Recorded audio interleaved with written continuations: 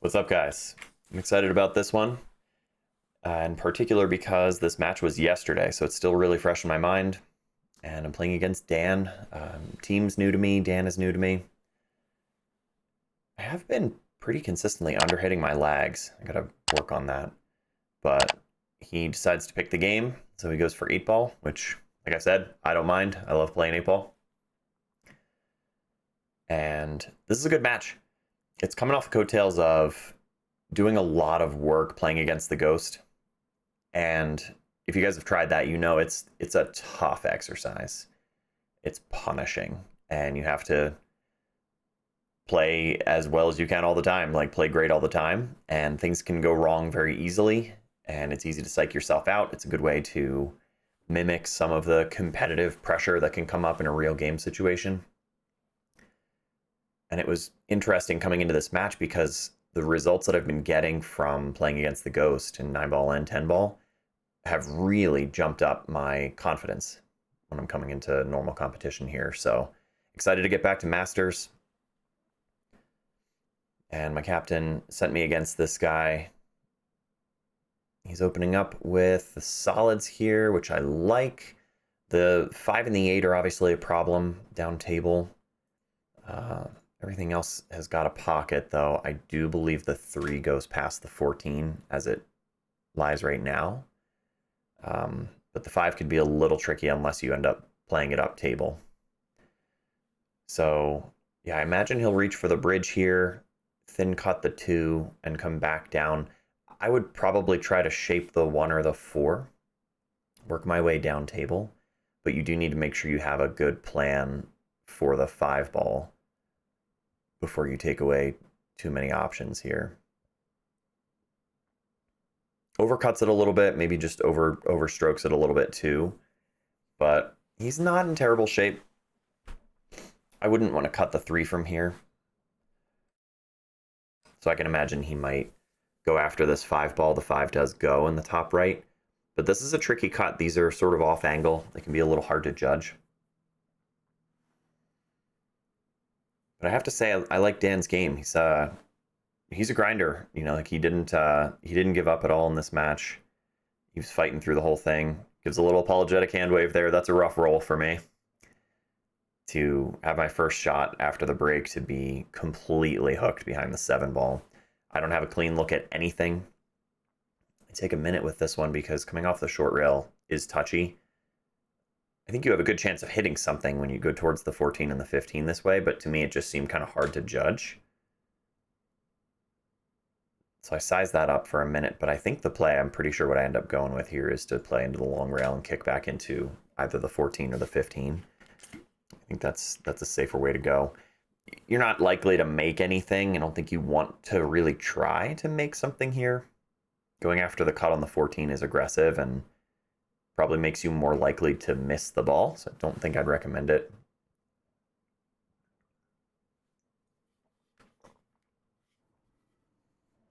Basically, you just need to make a good hit here. You're not going to win the game from this position. So I'm basically just looking at my lines, and you just need to commit either to the 14 or the 15. I think you go towards the 14 here, you have a good chance of, you know, if you overhit it or you don't quite get your spot, you can go into the 15. So I missed my spot. Like I missed my kick and happened to luckily come off the underside of the 15 and back down table. And like I said, you're not going to win the game from here, but at least I'm not giving up ball in hand. I have some chance of getting back to the table. Dan is a skill level 6. Based on just the APA stuff that I pulled up. So he can play. We'll see how he levels out in this match, though. And starting with 8 ball, there can be some back and forth. You're never going to win the set because you only play 5 games of 8 ball in Masters. But it can really build momentum going into the 9 ball set, depending on how things split up.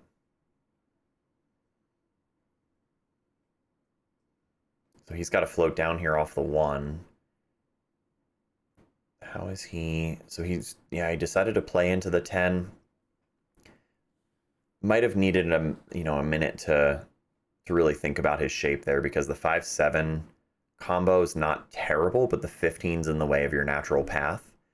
And I don't think he had enough to really hold the cue ball off the 1.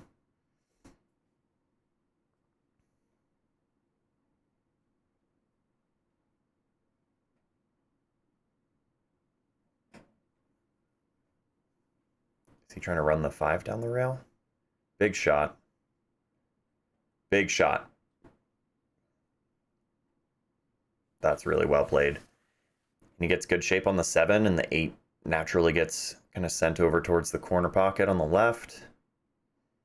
Puts a good stroke on that one. Dan came to play.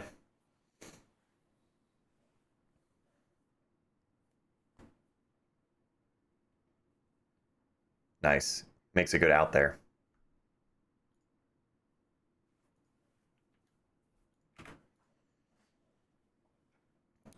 Good break. I remember Dan had a pretty solid head ball break here. Good snap on it. Loses his cue ball a little bit, gets sent back up table, but it's not the end of the world. He's got a lot of options here.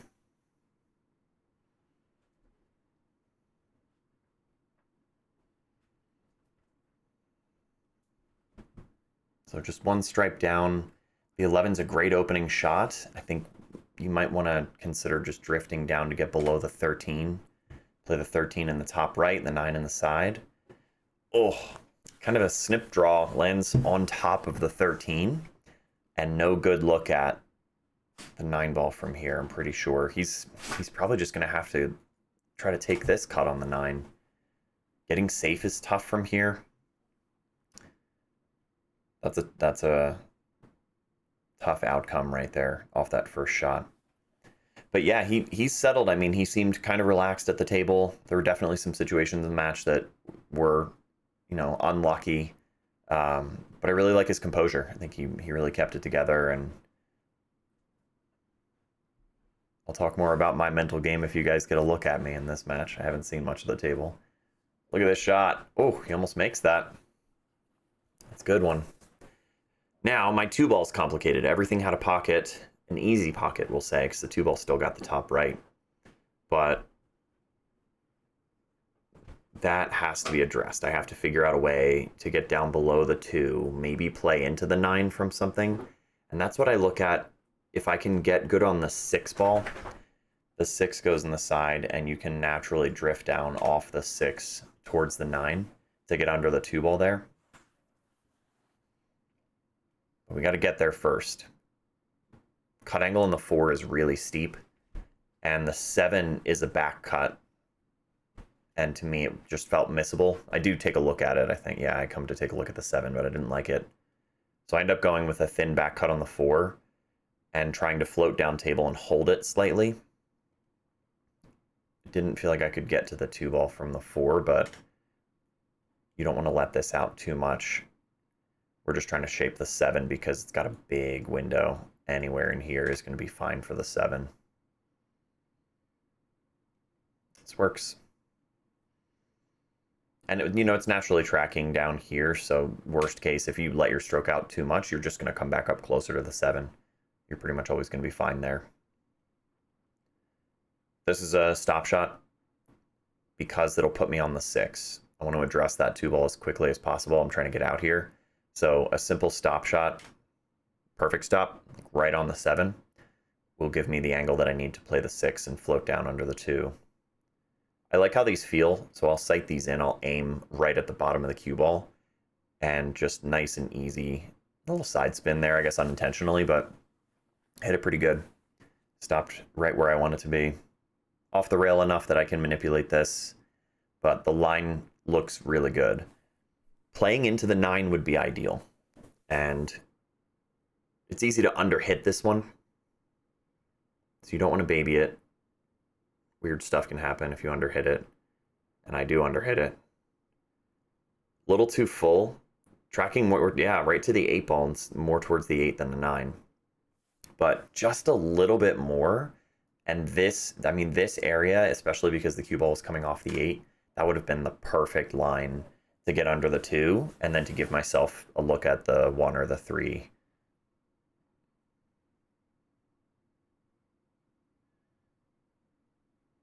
From here, the 3 ball goes. You're running into the 1. So it's probably not ideal. You really don't want to be shooting the 2 because you're going to have to shoot over the 8. It makes it so missable. It's already a tough shot to try to cut it from here.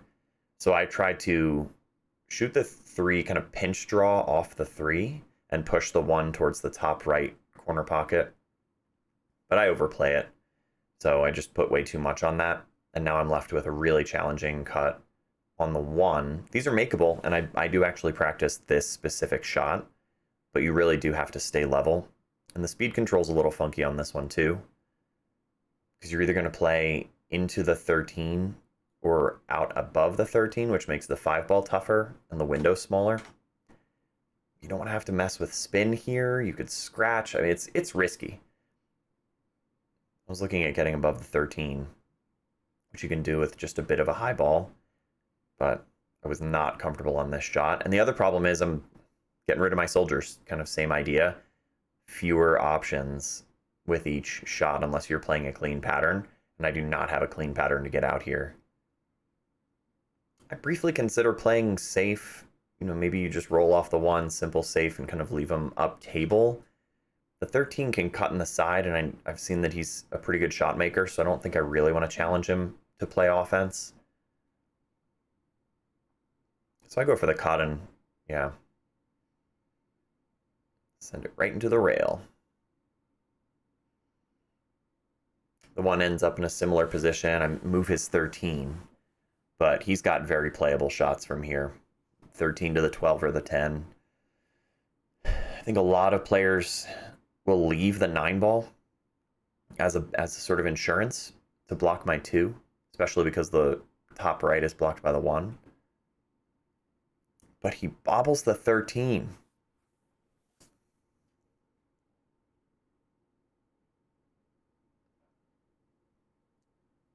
And I am fortunate here because I immediately get a look at this 2 ball.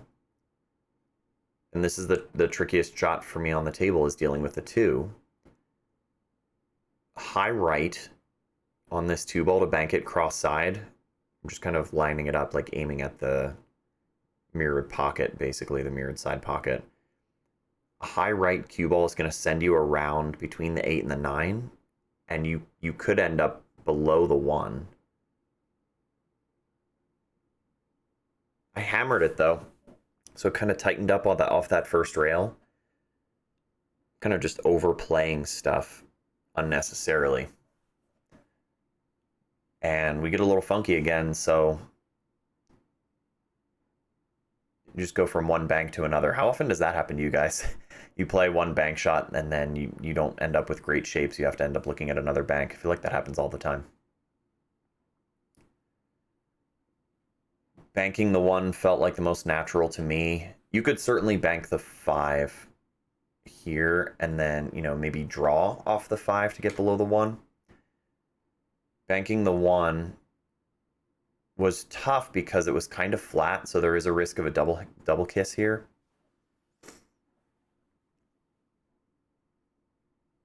But I had enough room. I definitely had enough room to make it in the side. I'm trying to draw off of it, and I end up double kissing it. Double kissing it, and then it kicks across the table into the long rail and into the bottom right corner. Yeah, not my finest hour. And I get sweet little shape on the 5 that takes me naturally towards the 8.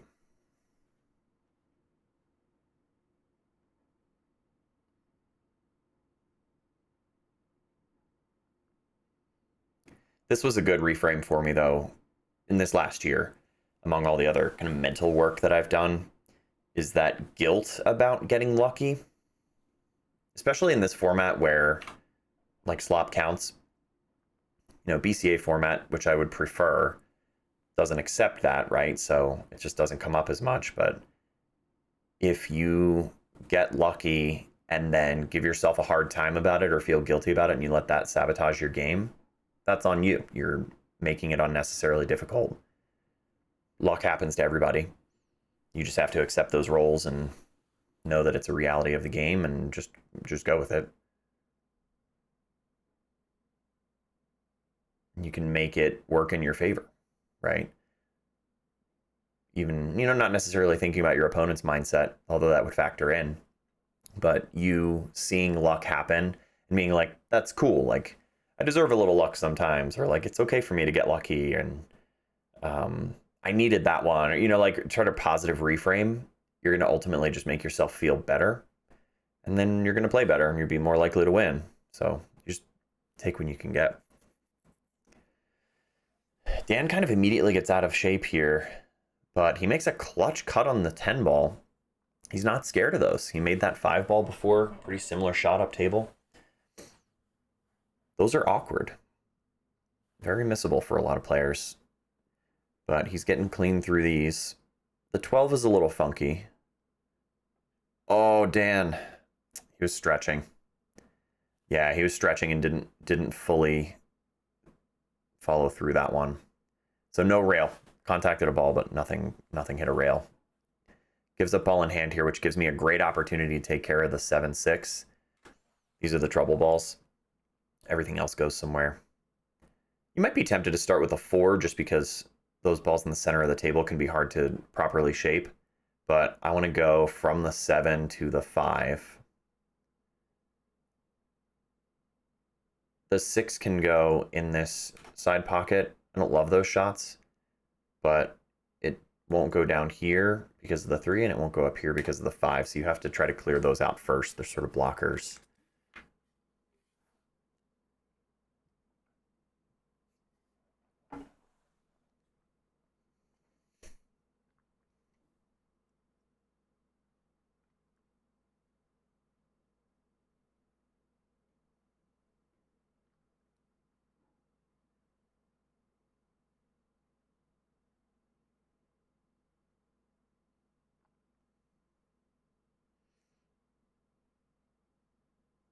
I think we're going to punch off the 5 and take care of the 4 ball here.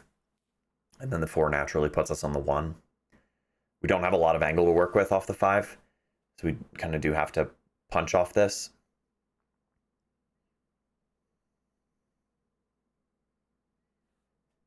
Did well to move it over. Being straight on the 4 ball would have been ideal. But this is still workable. You don't have to do much off the 4 ball to get onto the 1. It does seem like I rushed this a little bit. I didn't fully settle into a clean delivery here. So I missed that one. Didn't feel fully settled into the match yet. I wouldn't say it was nerves, not feeling intimidated. I wasn't feeling rushed or anything like that. I think I just hadn't fully relaxed. And there's also this, I have ball in hand, so I'm supposed to get out kind of thing. I just like judging myself for that, which is overly harsh. Just need to do your best. That 4 ball's very makeable for me, though. Kind of weird to miss that one. So Dan gets back to the table, and he's got a great opportunity to finish this up. He gets a little funky here. The 11-14 will go, I believe, which is probably what he's playing here. Rail first on the 14 works, but then you're going to run into the 13 and not get great. I think he's going for that. He's going to end up having to shoot the 11 or something. Yeah, you're not going to like that. This goes. I mean, you can make it work. Getting on the 13 would be pretty touchy if you try to like stun draw. You'd have to really jack up. Looks like he's rolling forwards to try to get on the 12. These are deceptive though. Yeah, he overcut it. Give me that 1 ball. Nope. All right. Well, the 1 ball would have been nice. I don't think the 2 ball goes. It's funny how deceptive the camera angles can be sometimes too. I don't think the 2 goes. It'd be nice to play that. I got to open with the 4. We're bridging over the 8, but it's not. I mean, the 4's hanging, so it shouldn't be a big deal. And float up for the 3 in the bottom left. I think the 3 goes.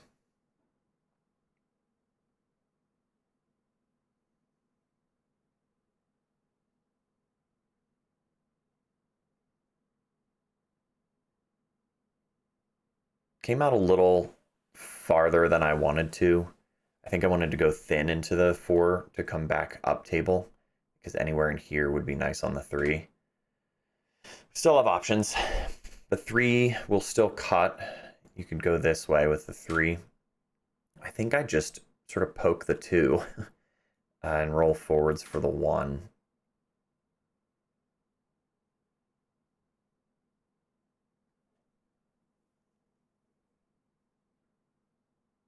It's not a bad play. 2, 1, 6, 3.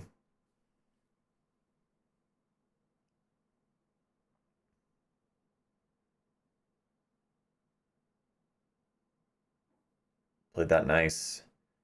Those are tricky too. Close to the ball, kind of a blind target. But now we want to come around 2 rails here. I don't think you really want to come into the short rail and tighten it up with spin or anything. Just let this roll out and come around into this window for the 6 or the 3 as a backup. I think I might use a touch of inside here to tighten this up, but not a lot. Yeah. Yeah, and I had to kind of play the 1 pretty full into the rail, like slide it in. This is good. This is good position here, though. Get a little bit of an angle on the 3, come into the short rail and back down. Basically a stop shot on the 6, although I think I had a bit of an angle. Got a little more out of the 3 than I wanted, but this should be playable. You cut this and come out and around, and then you've got this whole area. Looks like I'm using some inside. I checked it with inside. I'm gonna scratch. Ah.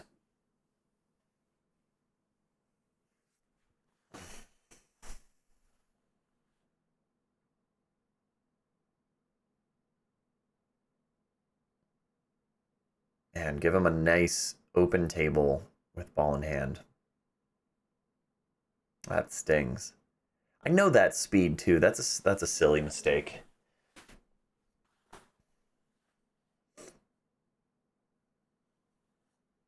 The inside was not necessary. I was probably overly worried about running into the 13.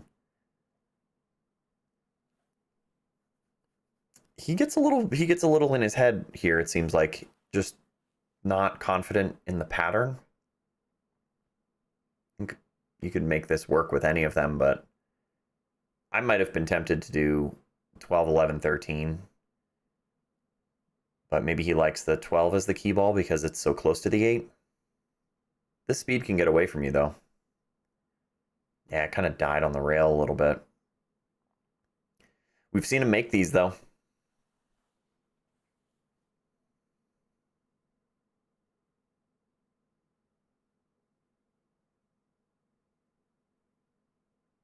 He lines that up a couple times, just kind of sort of pointing at the side of the ball.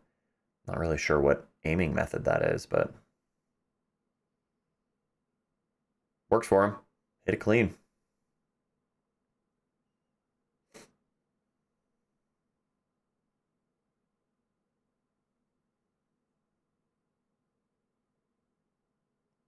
Nice touch. It's a good one, Dan. That's a good finish. Uh-oh. Scratch on the break. All right, so it's not full table ball in hand, but I need to redeem myself. Got to get out. We're going to table run this.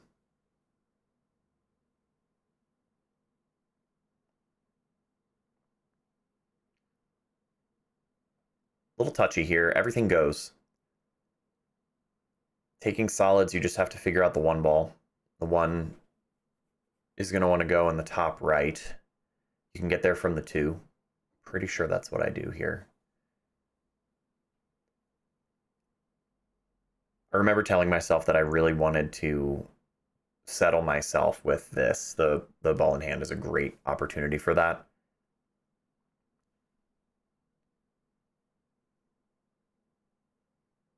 Just pick a clean pattern, commit to that plan. Yeah, we want to basically snip back off the 2 to get on the 1, clear out the top of the table, and then work our way down. The 4 and the 3 could both put us on the 8.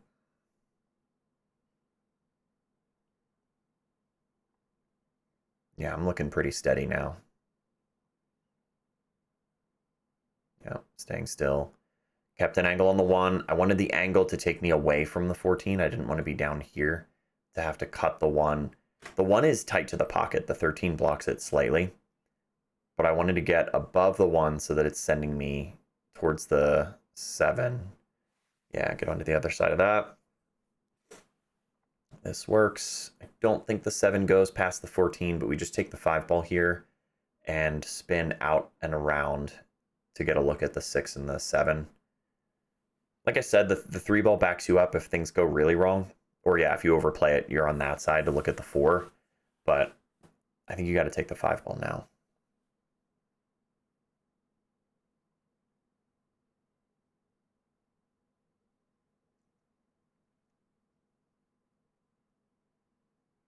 A little awkward bridging off the rail here, but get some spin on that.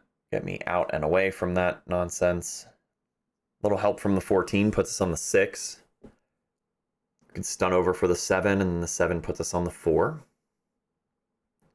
Getting from the 4 to the 3 might be a little weird. Maybe we go from the 6 to the 4, and then the 7 to the 3. Wouldn't mind that. This is a good stun shot. There's plenty of room on that table to get over there. You don't want to have to bridge over the 11, but the 7 is there to back you up.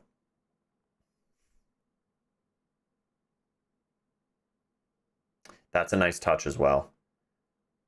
You're able to get a lot out of that 4 ball by overcutting it, basically cutting it to this side of the pocket, cheating it a little bit.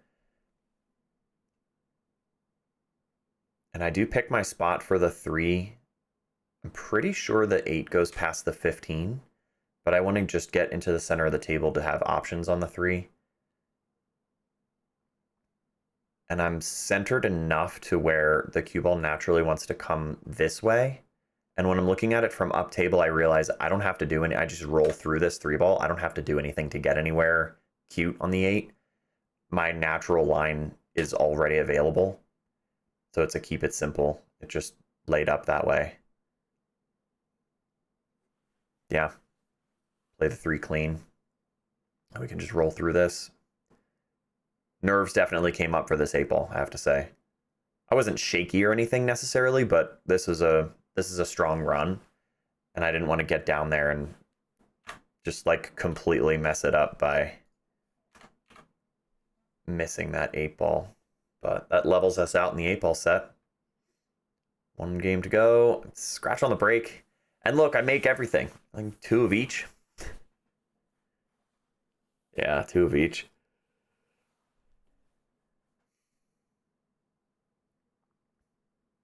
So I hand him back a nice looking table here. He's got to get out. You're not going safe in this rack. I kind of like stripes. The 11's far away from everything, but it's very playable. And if you get under the 11, you can get yourself to the 12. Honestly, since he's got ball in hand, open with the 9 and stun over for the 11.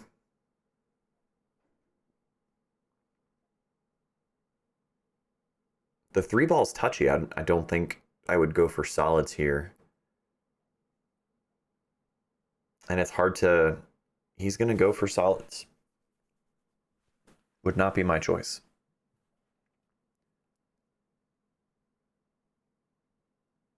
I remember sitting there yesterday like, I really hope he takes solids. He committed to this, though. I wonder if it was just sort of like a rigidity thing, like kind of inflexible, like decided he wanted this and then kind of dug himself into a hole. Plays a good opening shot on the 7. Gets nice on the 6. The 4 could take you to the 1, but then, you know, where are you going with the 3? You can go kind of like what I did from the 3 to the 8, where you get down below the 3 here. But, yeah, jaws the 6.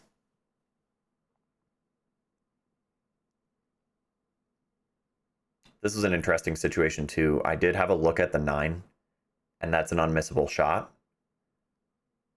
I think I should have taken the 9 here. But I look around and I second guess that and decide I have the 11 now. The 11 with a little bit, just snip draw off the 11 keeps me center of the table. I can clear these out and then work my way over.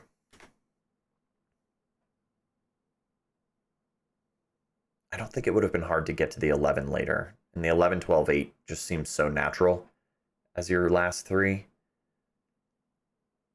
So I try to hold it, but I overplay this by a lot. And now I'm above the 12 at an awkward angle. This is cuttable, but you have to put a decent amount of speed into the cue ball to get the 12 there. And then you're rolling into the 8, and nobody likes that. Luckily, the 8's not going to go anywhere, really, but yeah, kind of silly. Just kind of a silly decision. Luckily, the 3 ball's still blocked. He doesn't have a great way to get there. He'll probably have to play the 6 again. But he can easily get on the 4. He's got a chance. He's got a chance to come out 3 games in the 8-ball set.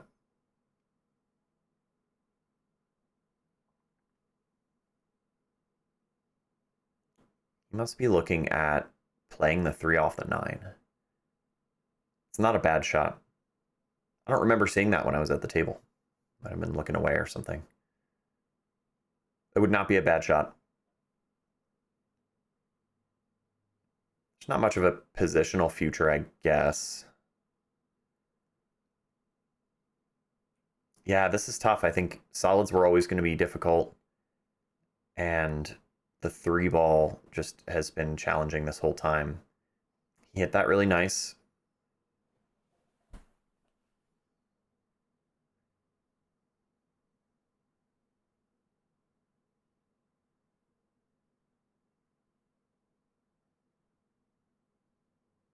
I don't know about this. The 1 ball's still makeable, but it's going to be hard to get down below the 3. I think he really wanted to be in here for the 1 so that he could get down into this window. Because that's how you get out. But now he's got to...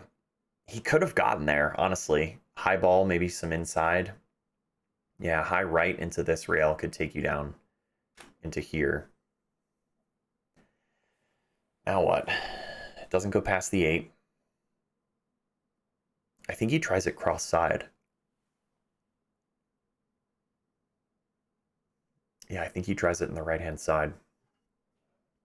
He doesn't really have the angle to go rail first into the, or like play it off the 9.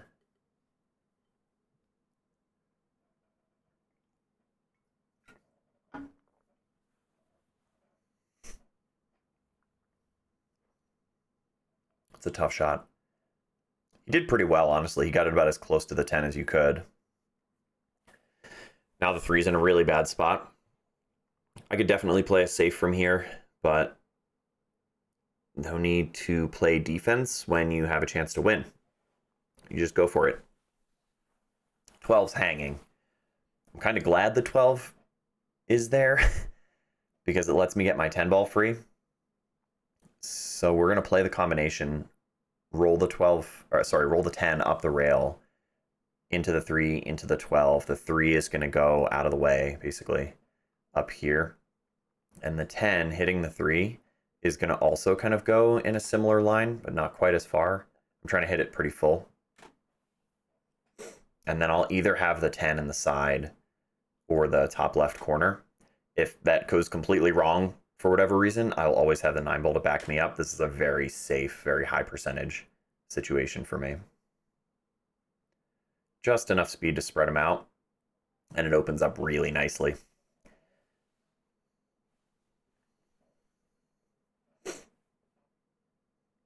You could play 10, 9, 14, but I think you're just messing with the angles a little bit too much. Also, let your stroke out a little bit. Like spin off that 9. The 14 is always going to take you to the 8, so you really don't have to do much here.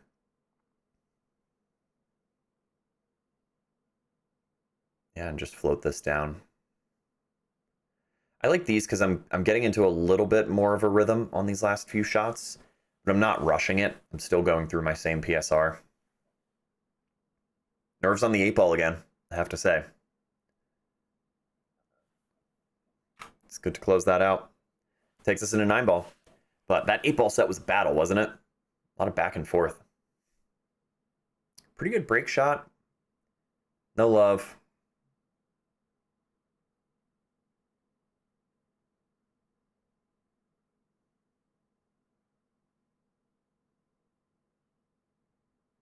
It's got a good line to get on the 2. And the 3-9 combination is not terrible.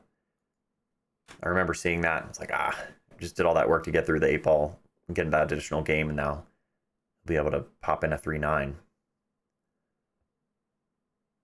The 2's a little finicky because that's not terrible. I mean, you're on the wrong side of it, but this is still playable.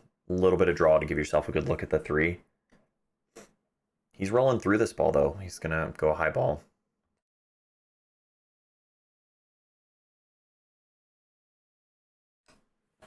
Yeah, comes down too far. I don't think he has an edge on the 3. He's going to have to kick at this. I don't remember Dan jumping in this match. Because this is jumpable. 3's easy to hit on a jump, but his kicks were on. You have a chance to make this too on the right side. Oh, almost gets it. It's a good attempt. Here's a tester. Long cut on the 3. You will naturally land on the 4 as long as you don't hammer this thing and really overplay it, where it'll send you back down table.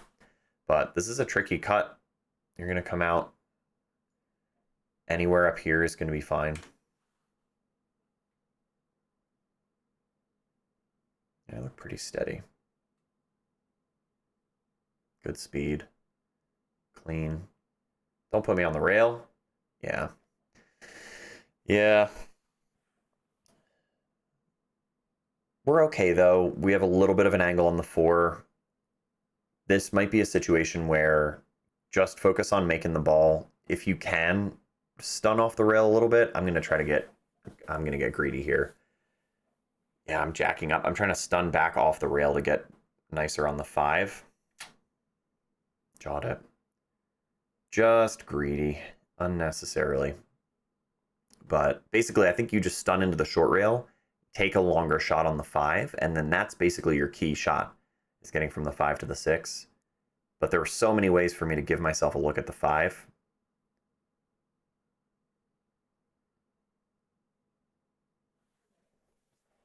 Yeah, it's a shame I missed that one. Plays that pretty full. I think he was trying to sort of tighten up the angle. It's hard to hold that. Still got a cut on the 5, but the speed is touchy here. I mean, look at the window for the 6. And it opens a little bit down towards the 9. But all this is no good, right? A lot of the table's taken out unless you commit to this side of the 6 or this side of the 8. Oh, he comes out. Scratches cross side. Ouch. He and I were chatting a little about the speed and the cut. Like, the cut was really awkward, and I was just letting him know. I mean, it's hard to know. You got to commit to one side of the 8 ball or the other. That's a tough window to play into, to come out and back. I think he had the right idea, but maybe a little bit outside. Ran afoul of that, and then took him right into the pocket. I like these situations. This is just an accurate draw stroke, like knowing, okay, what does it take for this? What does it take to get here, to get here? So I'm trying to come down to basically a diamond past the side pocket. Anywhere in there, yeah, that's going to be fine. A stop shot is great here. Maybe you pinch back a little bit, but you want a bit of an angle on the 8 to take you out for the 9. Yeah, I don't think I even really needed the draw. I just kind of wanted to. I don't know. Feels good sometimes. Do love to draw the ball. Hit that pretty good. Starting to settle.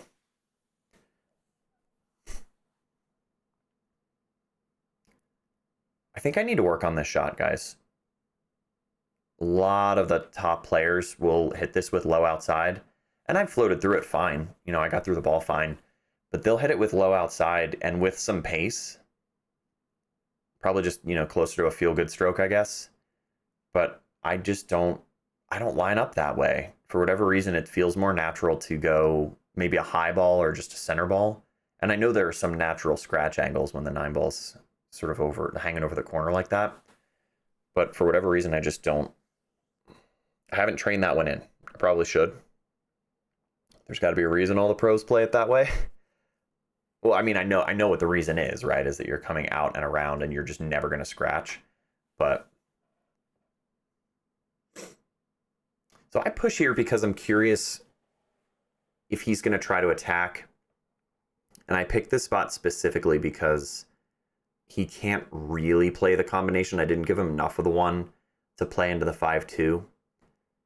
And I give him an edge of the 1. So I'm kind of challenging him to see what he's going to try. And he can certainly cut the 1 back. I don't think the 1-9 is realistic. He's going to be able to make a good hit. But I think he wanted the combination. I feel like I remember him saying he was trying for that after he shoots it. Spoiler alert. I don't know. I'm giving it away. All this to say, I think I played a good push here.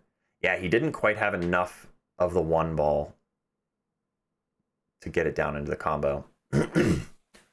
But played a good push. I think just strategically, like having read my opponent a little bit, I think I played the right shot there.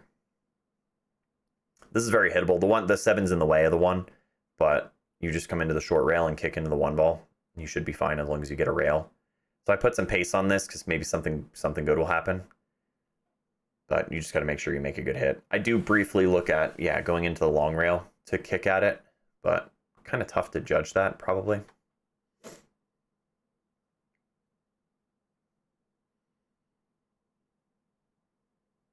Yeah, okay. I guess that's a scratch shot. I don't get too upset about those anymore. It's whatever. Made a good hit.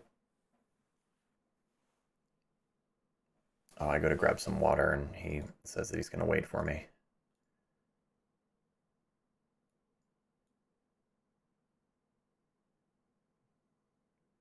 Jump ahead for you guys. Yeah, he plays good into the side and gets a good look at the 2. He doesn't take much time to consider where he's going on the 4. And he stuns it up. I think he really needed to be in here, but he didn't really look at it. I think honestly, even up here, you have a pretty big window. Any of that would be fine. But now he's got to try to play off the 4 into the 5. These are very missable.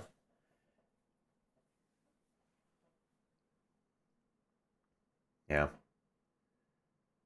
He catches a bit of a roll here, though, because the 9's blocking. I can go rail first into the 4, but it's touchy. I remember this one being a little weird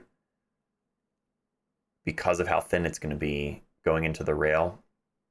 And you're going to have to spin at it, hit the rail, spin into the 4.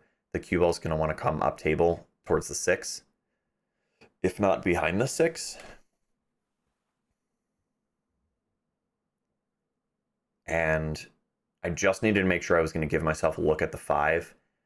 Trying to underplay the 4 and end up in here to get below the 9 ball just didn't feel possible to me. Like, okay, you might make a good hit on the 4, but it's either not going to go or you're going to roll too far in making the 4 ball, and the 9 ball's huge in blocking the 5. So you really have to be above the 9, which means, yeah, like up there somewhere.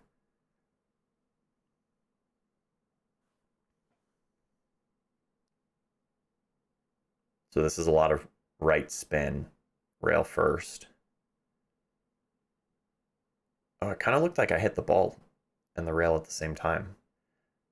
Might have swerved around it a little bit. I think I just kind of naturally lined up on that and did what needed to be done without thinking about it too much. Can you imagine? I think you just play safe here. it's thin on the 5, and you could get shape on the 6, but the speed control's touchy. I think I just put him under the 9 ball. Yeah, full into the 5. That worked out okay.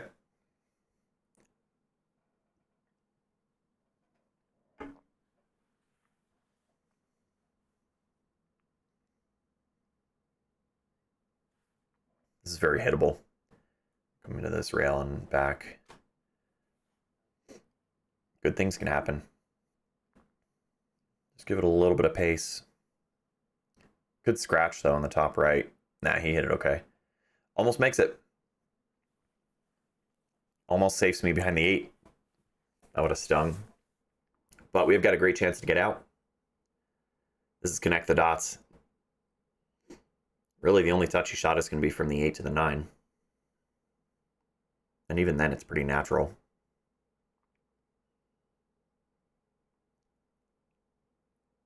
Played that good. Nice stop shot. I'm going to get an angle on the 7, so I just look at the big side of my window, we'll say, along that long rail. This is a good pace. This is my winner pace.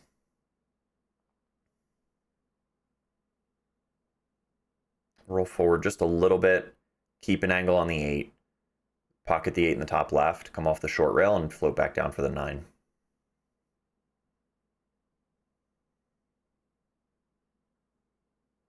Yeah, don't need much there. Just roll through.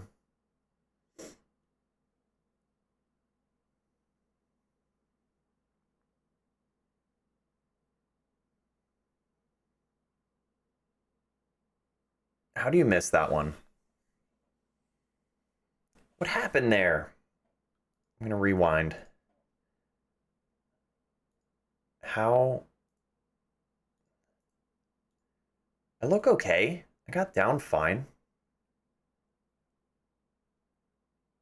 I think I stroked it fine. This is pure mental. I got down on this one. I was just looking for something physical and seeing the video here, but this was pure and simple. Like, I just mentally sharked myself out of it. It doesn't happen nearly as much as it used to, I have to say. Dan's got a really good chance to capitalize on this game and come up 4-3. Ah, but the 8 doesn't want to go. That's silly. Dan should have had that game. We still have work to do. You can go rail first. I see a lot of people go rail first at this 8 ball, out and down. You gotta know how to judge that speed. The other thing that you can do is just play full into the 8 and draw back. You don't want to mess with the side pocket, obviously, but into this rail and out, you have a lot of room. You can let your stroke out a little bit, and that's going to feel nice. But you're pretty much always going to get a good look at the 9 as long as you cross the center table line. Yeah, and I cut it wrong, I think. I didn't come full enough into the 8. We're still okay, but I really wanted to be, like, out here. Make the 9 unmissable, but we're not missing this one. Silly.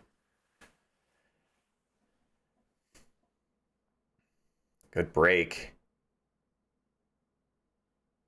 Hey, on the snap, it's me. I did the 9 ball on the break. That's the name of the thing.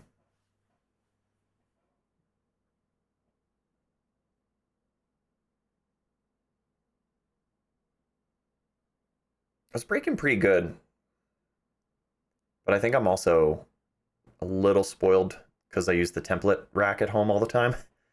And yeah, opponent racking.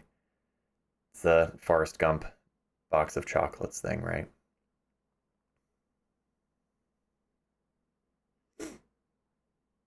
I think we push here again. I think I push to the long rail on the left above the side pocket and sort of challenge him to play a safe. I give him plenty of room. I really should have left him on the rail. He should be able to just put me behind the 3. That's what I would do.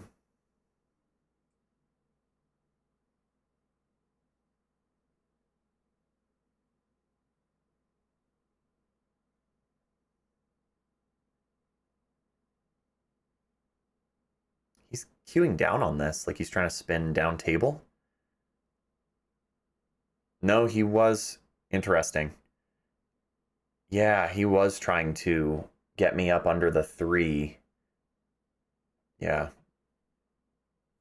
Hmm. Yeah, interesting choice to jack up. Those are touchy though. If you're not really familiar with those shots, they can kind of get away from you.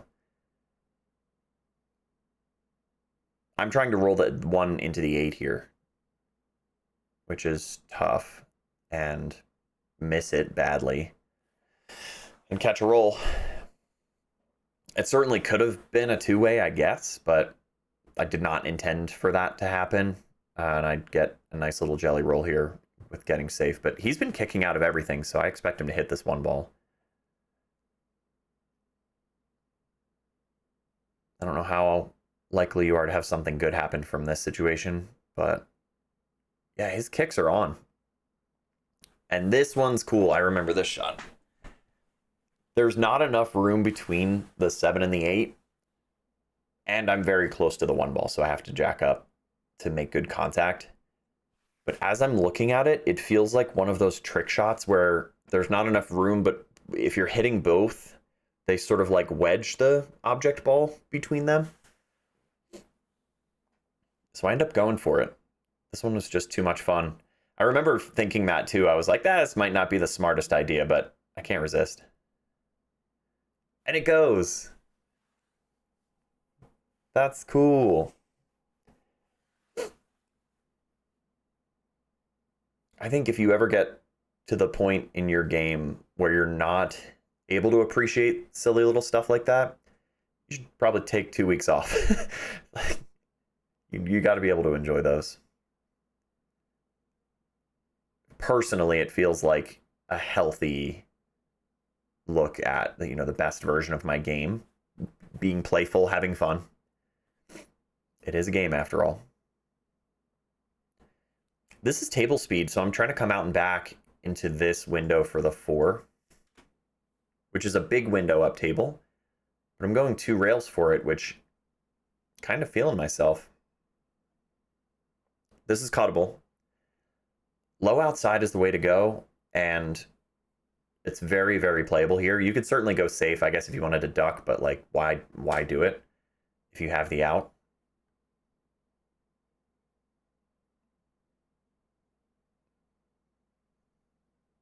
I undercut this one. It's silly. I had that all day. Positions all but guaranteed. Yeah, I think I just let up on it. I just didn't deliver properly. Not a great reason for it. He's partially blocked, but he can certainly swerve around to get a good hit on the 4.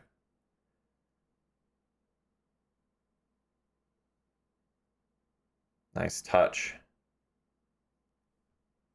Perfect center ball. Tester. It's long on the 5. I think you can roll through this. I think you could sort of force follow this to get back out. Any kind of look at the 6 is going to be nice. You could slow roll it, I guess, if you wanted to accept this longer cut on the 6. Come back up for the 7, but I think either way, it's a tester. You either make the 5 ball much easier by slow rolling it and then accept difficult shot on the 6, or the opposite, where hard shot on the 5, potentially easier shot on the 6. I wonder if between the two, slow rolling it is higher percentage. But he kind of hammers it. He was trying to get too much out of the cue ball, and then crazy stuff happens. I mean, the 5 comes around 2 rails into the 7 and hits the 7 full enough that they both roll in.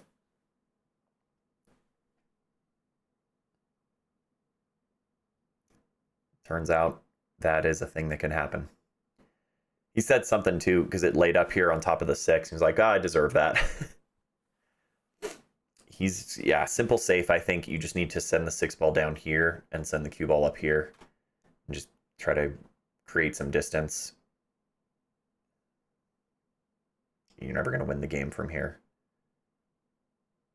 I wonder if he could have played, it might have been a reach, to play off the 6 there and put me under the 8. I have a good chance at as a safety here. Put him under the 8. I did it before in this match pretty easily, so... And I've got a lot of room to work with. 6 is always going to get out of the way. Oh, I babied it. 2 baby! That's silly. He's got to look at the 6, but I kind of remember... I seem to think he might not have had the right cut angle on it. Oh, I don't know. It looks like he can make it. Shape's guaranteed. Oh, he overcut it. Give me that 6 on the side. Okay, we're bridging over the 9, but the 6 is hanging, so it should not be a problem. I remember looking at this because I thought about putting a bit more into the cue ball, but, you know, what are you going to get? I mean, there's no... Getting tighter shape on the 8 is really tough. I think it's a take your medicine type situation. Just roll up, get a good line on the 8, and accept the tougher shot on the 8. Yeah, I wouldn't want to mess with it too much. This is fine. It's still makeable. And if anything, although this is sort of a thin cut, the cue ball's going to come into the 8 and can kind of dive down and straight back up to lay up for the 9. Touch of inside if you're nasty. Which I probably am going to go for. Yeah, I'll probably check this with inside to lay up the 9.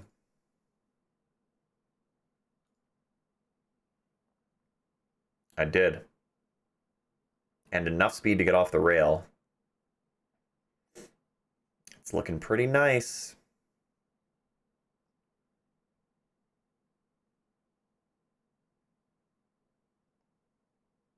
Good finish. Sweet. All right. Well, thanks, guys. I hope you enjoyed that one. I had a lot of fun playing this match. Had a lot of fun playing against Dan. He's a good shot, like I said. So yeah, really good match. Had a really good time. This is a fun commentary video for me. Unfortunately, I only played one Masters match this month. I kind of got benched because the other guys on my team needed to get their numbers up. So this will be the only Masters match for the month. I do have more content coming up. I got onto a BCA team, so stay tuned. If you're here by the end, thank you, by the way. Remember to do all the YouTube stuff. It helps a lot. But yes, they let me onto a BCA team, finally. So more content on the way, potentially live streaming type content. So keep your eyes out for that. And I will see you again soon.